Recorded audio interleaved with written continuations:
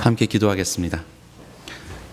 살아계신 하나님, 우리 가운데 주님께서 기뻐하시는 말씀을 주시고 말씀 너머의 말씀을 듣고 깨달을 수 있는 은혜를 허락하여 주시옵소서. 지금 이 시간 경남 지역에서 주님께서 행하신 일들을 돌아보고 있는 우리 중고등부 학생들과 우리 선생님들의 모든 사역 가운데 함께하여 주시고, 저들도 지금 드리고 있는 이 예배의 시간 속에 동일한 은혜를 주님으로부터 받게 하여 주시옵소서. 예수님의 이름으로 기도합니다. 아멘. 2020년 표 하나님의 나라를 보이라, 하나님의 나라를 보이라 라는 표어로 6번의 설교를 나누고 있습니다. 오늘은 그 세 번째로 이제 두 번째 항목이 되는 영적 아비의 삶, 영적 아비의 삶을 함께 나누어 보고자 합니다. 미국의 ABC라는 방송국에 그 What Would You Do라는 그 프로그램이 있습니다. 한 10년 정도 이렇게 방영을 하고 있는 장수 프로그램인데, 이렇게 쉽게 말하면 몰래카메라 같은 이제 그런 프로그램입니다. 그래서 특정한 상황을 이렇게 만들어 놓고 행인들이 거기에 어떻게 반응하는지를 이제 보게 되는 이제 그런 그 프로그램이에요. 그런데 간혹 가다가 예상치 못하게 행인들이 당황하는 것이 아니라 오히려 굉장히 감동을 주는 그런 경우가 있습니다. 그래서 우연찮게 본 이제 영상을 제가 좀 이렇게 캡처를 해가지고 몇 장을 좀 가져왔습니다. 제가 한번 설명을 드리겠습니다. 여기에 보면은 이제 아버지가 있고요, 아이 셋이 있는데, 이 제일 작은 여기 아버지를 보고 있는 이 아이가 아마도 야구 시합에서 좋은 성적을 거두지 못했던 것 같습니다. 그래서 졌어요. 이긴 자만 아이스크림을 먹기로 약속을 했나 봅니다. 그래서 이 아이는 아이스크림이 먹고 싶은데 아빠가 사주지 않고 있는 겁니다. 너는 루저다 라고 그렇게 이야기하면서 이 아이에게 아이스크림을 사주지 않아요. 난 너에게 아이스크림을 사주지 않겠다. 저기 가서 그냥 앉아 있어라. 이렇게 이야기를 합니다. 그래서 이 친구는 이제 다른 아이들과 함께 앉았는데, 다른 아이들은 열심히 맛있게 아이스크림을 왁자지껄 먹고 있는데 이 아이는 시무룩한 표정으로 그렇게 앉아 있습니다. 그러면서 이제 아버지한테 이야기를 합니다. 내가 최선을 다했어요. 그리고 다른 애들은 아이스크림이 있는데 나는 최선을 다했는데 왜 나는 먹을 수 없나요? 이렇게 앉은 채로 떨어져 있는 아버지한테 이렇게 이야기를 합니다. 아버지는 뭐 변함없이 계속해서 이 자신의 아이에게 이제 너는 루저라고 이야기하면서 자격이 없다라고 계속해서 이렇게 호통을 치면서 있는 이제 이 상황이 설정된 상황입니다. 바로 이 상황 속에서 이 노란 옷을 입고 있는 분이 이제 행인이에요. 어떻게 이제 반응하는가를 몰래카메라로 찍었습니다. 여러분들이 만약에 이런 상황에서 아이스크림 가게에 있는 행인이라면 여러분들은 어떻게 하시겠습니까? 아마도 대부분의 분들은 뭐 남의 가정사에 내가 뭐하러 끼느냐 하면서 가만히 계실 거라고 이렇게 생각을 합니다. 그런데 이 사람은 그렇지 않았습니다. 아버지에게 다가가서 부탁합니다 라고 하면서 당신의 아이에게 아이스크림을 사주십시오 라고 말합니다. 그러면서 이야기합니다. 그 아이는 아이이지 않습니까? 우리 모두는 살아가면서 실수를 하면서 살아갑니다 라고 이야기해요. 그러자 이제 아빠가 이야기합니다. 나는 지금 우리 아이를 교육하는 중이라고, 내가 교육하고 있는데 왜 그러시냐고 말을 합니다. 그러자 이 아저씨가 얘기를 해요. 네, 맞아요. 당신이 교육하는 건 제가 인정합니다. 하지만 삶이 어렵다는 것은, 만만치 않다는 인생이라는 것은 사실은 당신이 하지 않아도 충분히 이 세상은 힘들고 아이는 그것을 알게 될 겁니다. 당신이 그렇게 무지개 하지 않아도 아이는 그 세상의 어려움들을 결국은 배우게 될 것입니다 라고 그렇게 이야기합니다. 그러면서 이렇게 덧붙입니다. 그런데 아이가 알아야 할 것이 한 가지 더 있습니다. 그것은 뭐냐면 나는 아빠를 의지할 수 있다라는 겁니다.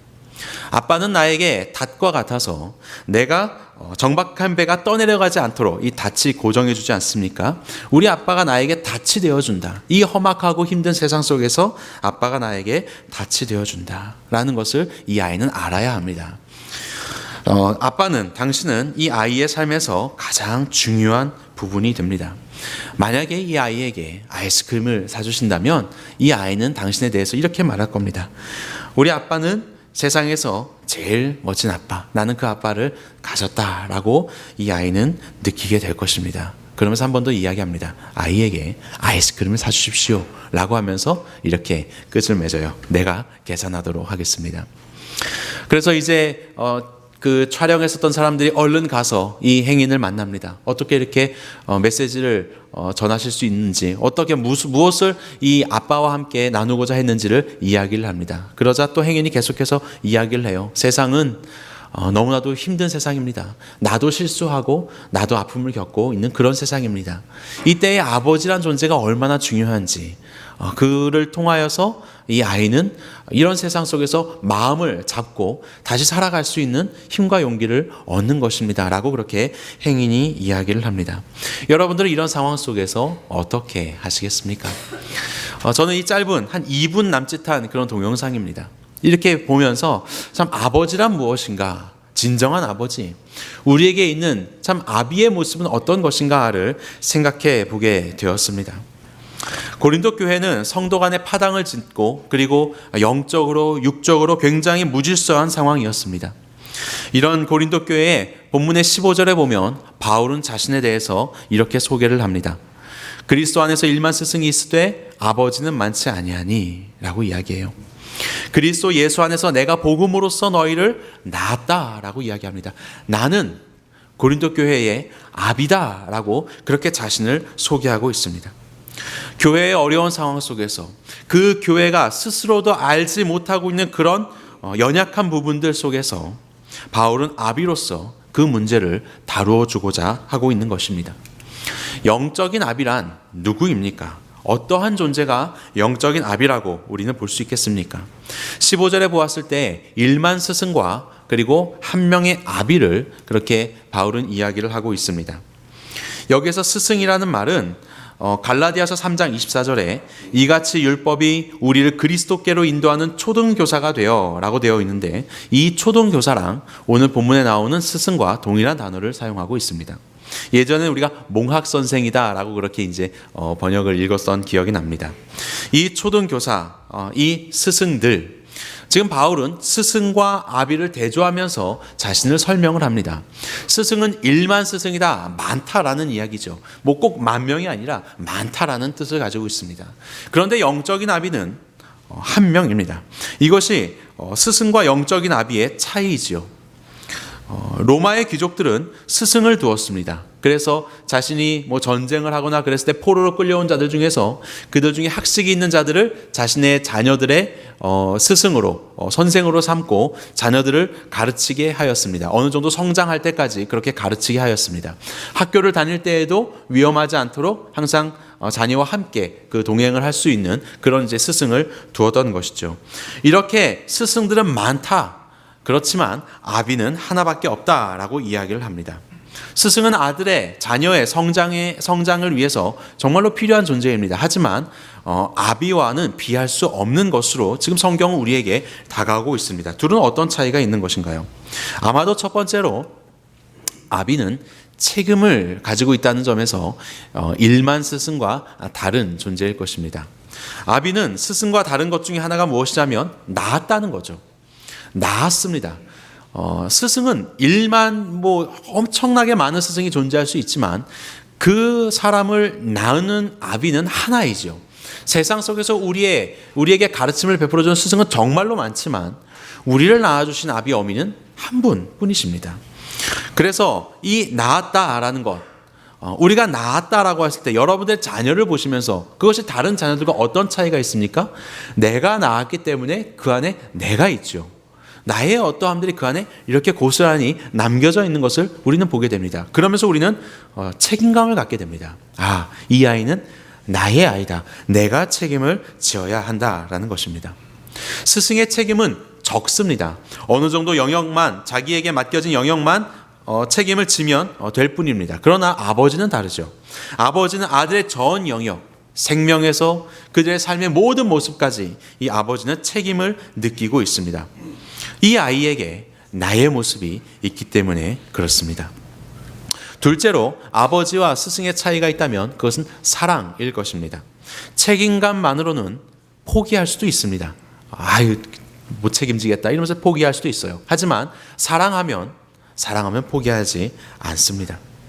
바울은 고린도 교회를 향하여서 굉장히 강한 책망을 합니다. 우리가 지난번에 겸손의 삶을 통하여서 나누었던 그 본문의 말씀을 보면 바울의 자신의 삶과 고린도 교인들의 삶을 비교하면서 나는 미천하고 어리석고 조롱받은 삶인데 너희는 굉장히 지혜롭고 강하고 부유한 삶을 살아가고 있다라고 하면서 그렇게 책망을 하지 않습니까? 오히려 대조하면서 너희는 스스로 벌써부터 배불러가지고 스스로 교만하여지고 왕노릇하고 있는 그런 모습으로 살고 있다라는 것을 굉장히 강하게 비꼬면서 책망을 하고 있습니다.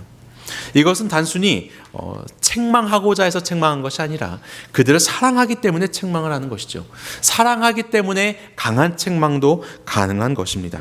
고린도 후서에 보게 되면 고린도서 2장 4절에 보면 이렇게 책망을 하였었던 고린도 교회를 향한 바울의 마음을 바울이 이렇게 표현합니다. 내가 마음에 큰 눌림과 걱정이 있어 많은 눈물로 너희에게 썼노니 이는 너희로 근심하게 하려는 것이 아니요 오직 내가 너희를 향하여 넘치는 사랑이 있음을 너희로 알게 하려 함이라 라고 말씀하고 있어요.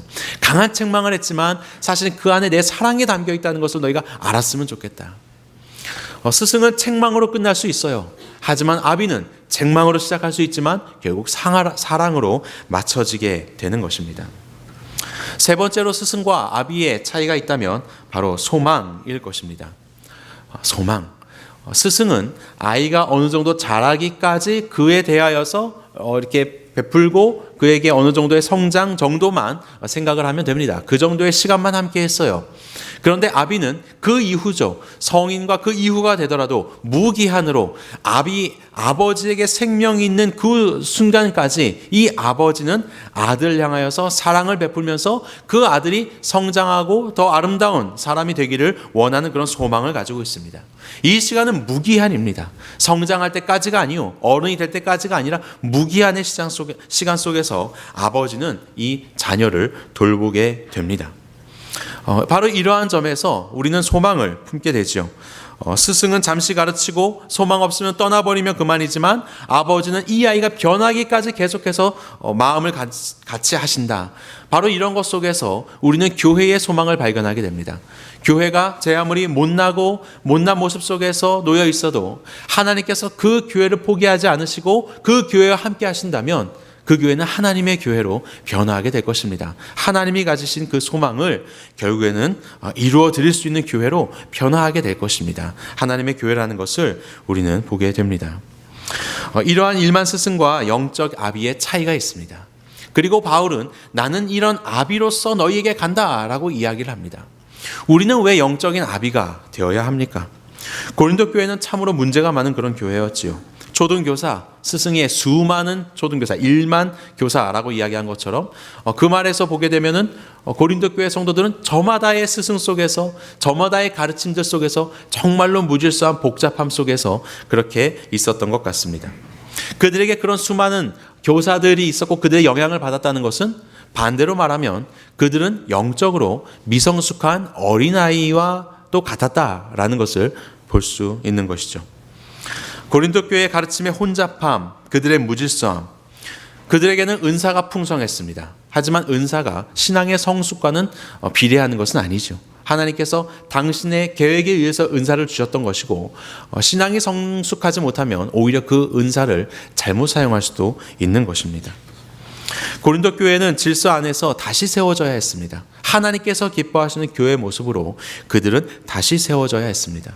무책임한 교사의 화려한 가르침이 아니라 끝까지 그 자리를 함께 지키고 끝까지 품어주며 사랑하는 아비의 가르침으로 아비의 함께함으로 이 고린도 교회는 세워져야 했습니다. 무질서했던 아팠었던 고린도 교회를 다시 세우고자 하시는 하나님의 방법은 무엇이냐면 바로 영적인 아비인 바울을 그리고 그의 대리자인 디모데를 고린도 교회로 보내는 것이었습니다. 그 무너져 있었던 고린도 교회를 다시 세우고자 하시는 하나님의 방법은 영적인 아비인 바울 그리고 그가 지금은 갈 수 있는 상황이 아니었기 때문에 그의 대리자인 영적인 아비로서의 디모데를 교회에 보내시는 것, 그 안에 영적인 아비가 있게 하는 것, 이것이 교회를 회복시키시는 하나님의 방법이었다는 것을 우리는 보게 됩니다. 교회 안에 수많은 이런 영적인 수많은 그 스승들 속에서 오직 영적인 아비만이 그 교회를 새롭게 할 수 있는 하나님의 해결책이라는 것을 꼭 기억하시기 바랍니다. 미국의 페이스 팝콘이라는 이름을 가진 사람이 있습니다. 이 사람은 미래학자이고 그리고 마케팅 전략을 연구하고 또 사람들에게 소개해주는 이제 그런 회사를 운영하는 CEO였습니다. 이런 회사를 운영하는 이제 CEO입니다. 이 사람은 뭐 마케팅계의 노스트라다무스라고도 이렇게 여겨질 정도로 굉장히 유명한 이제 그런 사람인데요. 이 사람이 21세기에 온 인류의 그런 트렌드로 17가지를 꼽았습니다. 그리고 실제로 많은 것들이 이 안에서 우리가 이제 경험이 되어지고 있는데 여기서 좀 초점을 맞추고자 하는 것은 바로 앵커링이라는 것입니다. 앵커링. 이 사람은 앵커링을 말합니다. 사람들이 여러 가지 변화와 분주함 속에서 살아가지만 결국 그 영혼들, 이 21세기를 살아가는 사람들에게 필요한 것은 영적인 안식처다. 앵커라는 것은 닷이죠. 닷. 정박할 수 있게 하도록 하는 닷. 그래서 이 앵커링, 그 정박하게 하는 바로 그 정박감이 앞으로의 현대인에게는 필요할 것이다라고 그렇게 진단을 하였습니다. 너무나도 급속하게 변화하고 있는 이 세상 속에서 변화의 위험들, 변화의 두려움 속에서 우리는 살아가고 있습니다. 그런 생활 속에서 오히려 사람들에게 필요한 것은 무엇이냐면 변하지 않는 것, 혹은 실패하더라도 받아들여질 수 있는 그러한 이러한 품이 우리 사람들에게는 필요한 것이죠. 기준이 허물어진 땅에서, 울타리가 없는 초원에서 오히려 양들은 기쁘게 뛰어놀 수가 없습니다.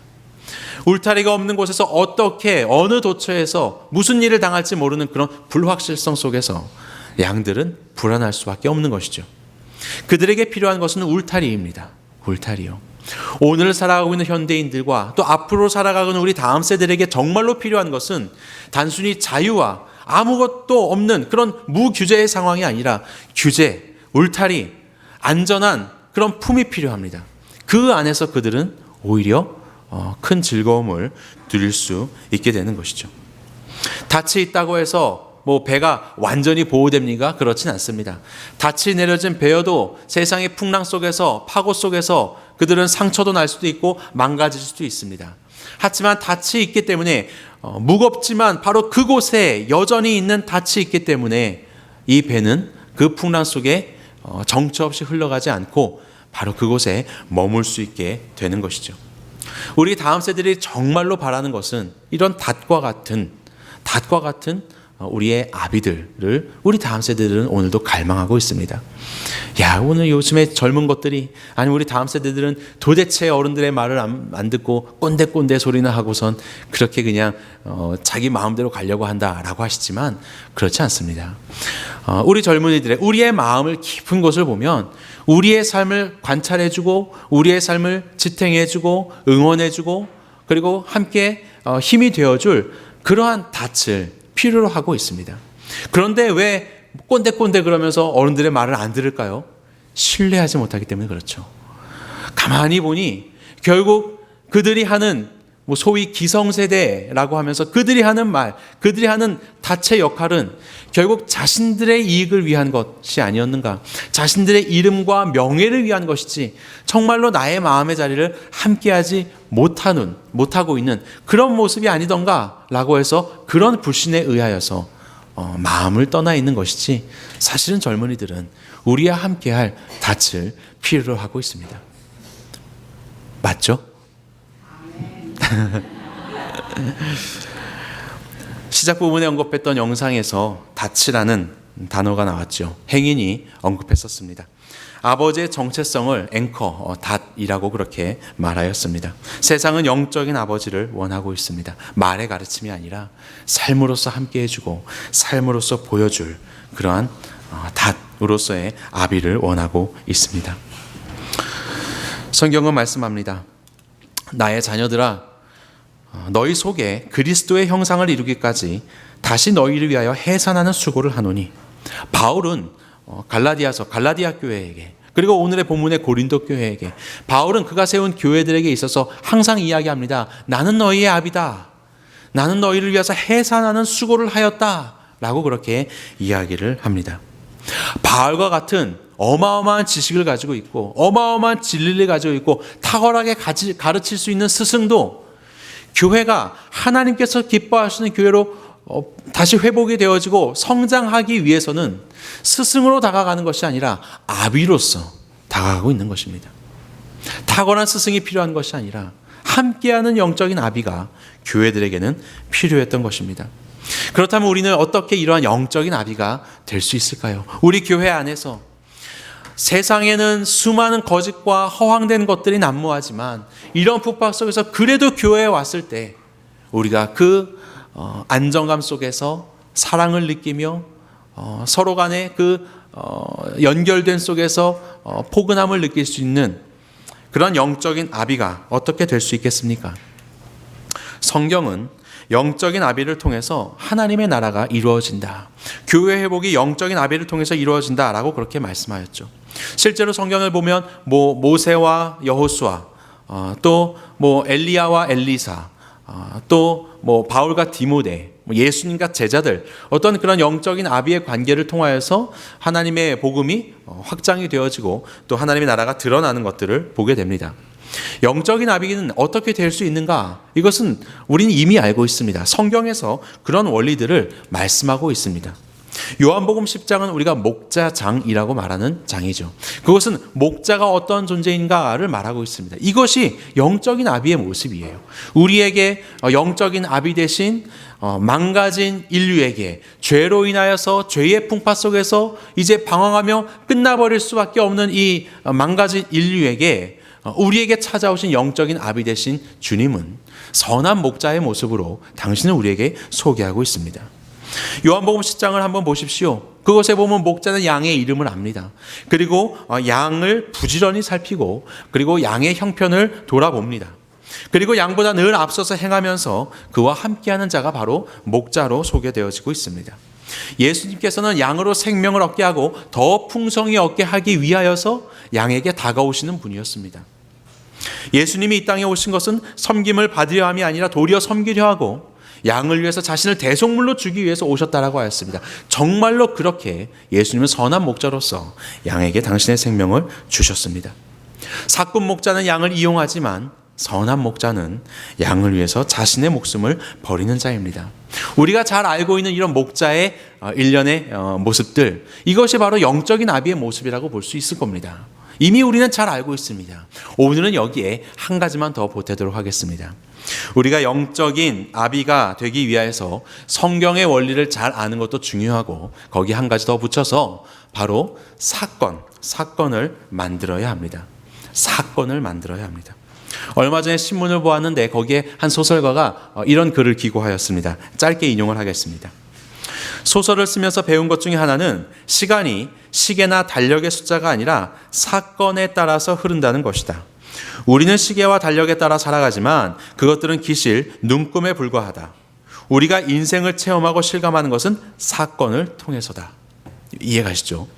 우리가 인생을 살아오면서 이렇게 초침이 흘러가는 것처럼 쭉 일련의 시간들을 우리는 살아오지만 사실 돌아보게 되면 우리의 삶에 영향을 끼쳤던 것들은 그냥 쭉 시간이 있는 것이 아니라 중간중간 그 시간 속에서 있었던 어떠한 사건들이 우리에게 영향을 주죠.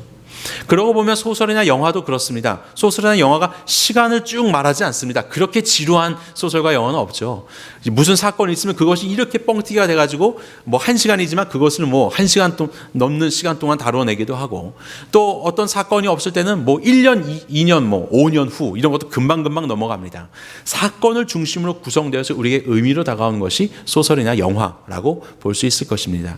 그런 것처럼 저의 삶도 돌아보니까 물론 1분 1초의 매 시간들이 의미가 없다라고 말할 수는 없는 거지만 시간 속에서 이 인생 속에서 중간중간 내가 만나왔었던 그 사람들의 사건이 저에게 영향을 주었고 그 속에서 제가 성장하고 있다. 나의 삶의 방향을 결정하게 되었다라는 것을 보게 되었습니다. 아마도 여러분도 그러실 것이라고 생각을 합니다. 알랭 바디우라는 작가가 쓴 존재와 사건이라는 책에 보면 그는 사건을 이렇게 정의합니다. 사건은 잠재적인 것이고 아직 실현되지 않은 것을 드러내는 것이다. 사건은 잠재되어 있는 것이고 아직 실현되지 않는 것을 드러내는 거래요. 이걸 바꿔서 말하면 사건이라는 것이 없으면 잠재된 것이 현실로 나타날 수가 없다는 겁니다. 사건이 통로가 되어서 잠재가 되어 있는 게 나온다는 거예요. 이게 무슨 말인지 우리는 잘 이해합니다. 우리 아내분들이 이 남편에게 이야기하는 것들이 있죠. 여보, 나 사랑해? 라고 묻는 이유가 뭐예요? 꼭 사랑해 말을 해야 하냐? 나의 모든 삶 속에서는 그 사랑은 그냥 쭉 전제로 깔고 있어 라고 우리는 잠재되어 있다고 이야기하지만 그게 중요하지 않잖아요. 말 없이 건네는 꽃 한 송이, 아니면 수고하고 힘들게 설거지를 하였을 때 등을 토닥여 줄 수 있는 그런 작은 사건들을 통하여서 잠재되어 있는 아내를 향한 사랑이 드러나게 되고, 그 사랑의 사건으로 아내는 그것을 경험하게 되는 것이죠. 그것이 없으면, 쭉 깔려 있으면 도대체 이 사람이 나를 사랑하는지 안 하는지 알 수가 없는 겁니다. 이렇게 우리가 영적인 아비의 삶을 이야기할 때 수많은 그 선한 목자의 모습을 통해서 성경에서 우리는 그것을 배우지만, 이것을 알고 그치는 것이 아니라 이것이 사건을 통해서 드러나야 하는 거예요. 우리 교회 안에서, 우리가 살아가는 개인의 생활 속에서 각자가 경험하는 여러 가지 그 일련의 시간들 속에 그 사건을 붙잡고 그 사건에서 이 사랑을 내가 세상 속에서 이렇게 현실로 표출해내야만 실제로 내 안에 있는 그 사랑이 세상 속에서 존재할 수 있게 되는 것입니다. 그러고 보니까 인류를 향한 하나님의 사랑도 이렇게 사건을 통해서 나타나는 사랑이었다는 것을 보게 됩니다.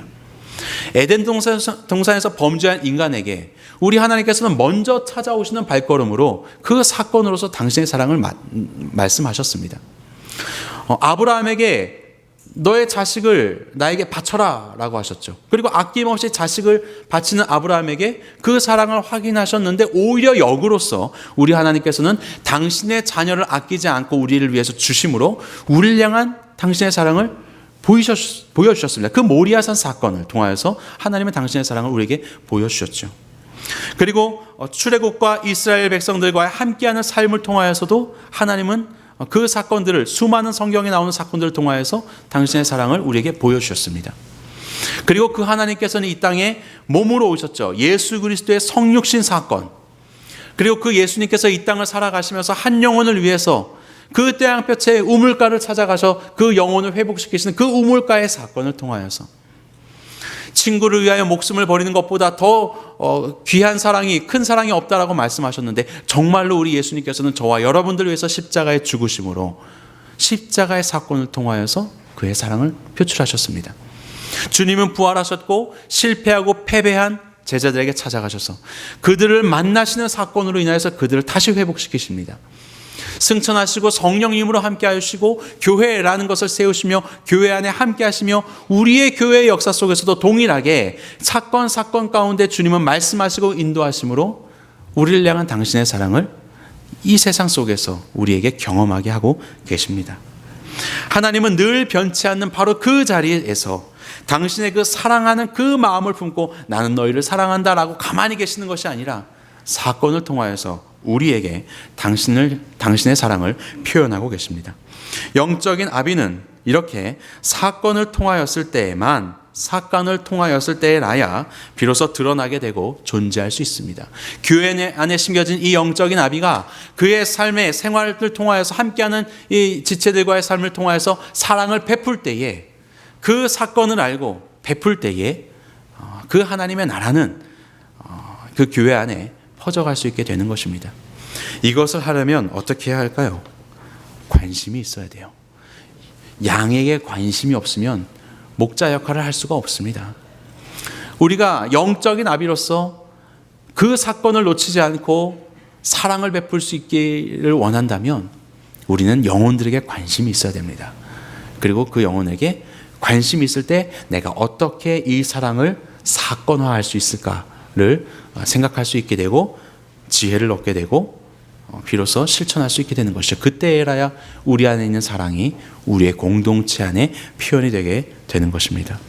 공동체에게 우리 지체에게 어떠한 도움이 필요한지 때로는 격려함으로, 때로는 속이 상해도 인내하고 참음으로, 때로는 진심 어린 조언과 토닥임으로 그렇게 사랑하는 영적 아비가 되시기를 간절히 바랍니다. 목자가 양에게 하듯이 이 지체들에게 관심을 가지시고 사건을 만드시기 바랍니다. 하나님의 나라를 보이는 것, 바울은 이야기합니다. 복음으로써 내가 너희를 낳았다 영적 아비의 삶을 이야기하죠. 영적 아비의 삶은 겸손의 삶 다음에 오는 단계입니다. 고린도 교회를 위해서 모욕을 받아도 축복하고 박해를 받아도 인내하고 비방을 받아도 권면하는 그런 바울의 겸손의 모습, 그런 겸손의 자리에 있었던 이 바울의 모습, 그리고 그들을 위하여서 축복하며 기도하며 품는 그 바울의 겸손의 자리에서 영적인 아비의 모습이 나타나게 됩니다. 바로 그러한 겸손의 삶이 진정한 영적인 아비의 삶의 초석이 되게 되는 겁니다. 상대에게 겸손한 사람이 상대에게 아비의 사랑을 베풀 수 있습니다. 이 사랑의 사건을 통해서 이제 하나님의 나라가 이루어지게 되는 것이죠. 헨리 나우엔의 저서에 보면 렘브란트가 그린 우리가 잘 알고 있는 돌아온 탕자라고 이렇게 제목이 되어 있죠. 이 탕자의 그림이 있습니다. 렘브란트의 이 탕자 그림을 보면서 사람들은 묻습니다. 나는 첫째 아들인가? 아니면 나는 둘째 아들인가? 라고 묻습니다. 그런데 우리가 그런 물음을 가지고 있을 때 하나님께서는 우리에게 원하십니다. 너희가 첫째 아들, 둘째 아들인가? 라는 것을 고민하는 것이 나에게 관심 있는 것이 아니라 나는 네가 아버지가 되기를 원한다. 라고 그렇게 하나님이 말씀하신다라고 그렇게 이야기했습니다. 우리는 이 아버지에 대해서 새 생명을 통해서 배웠죠. 못난 아들을 품고 기다리시는 그러한 사랑. 그리고 이 아버지는 못난 아들이 돌아왔을 때 먼저 달려나가서 그를 맞이하셨던 그런 사랑, 그런 아버지의 모습을 우리는 배웠습니다.